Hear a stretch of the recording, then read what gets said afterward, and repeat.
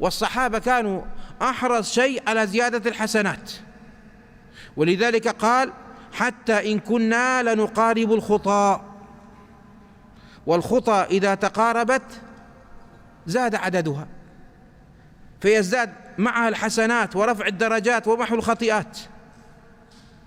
والمشي للمسجد أيها الأفاضل بعد التطهر في البيت له أجر عظيم.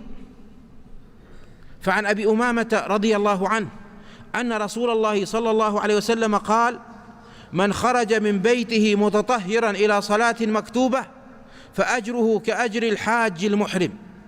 يعني احرص على الوضوء في البيت لا في المسجد.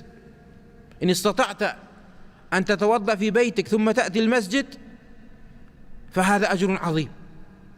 من خرج من بيته متطهرا إلى صلاة مكتوبة فأجره كأجر الحاج المحرم.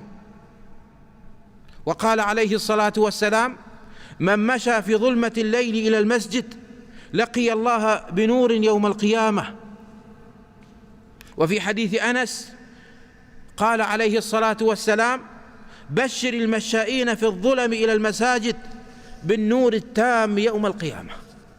وعن سلمان رضي الله عنه قال: قال رسول الله صلى الله عليه وسلم: من توضأ في بيته فأحسن الوضوء ثم أتى المسجد فهو زائر الله، وحق على المزور أن يكرم الزائر.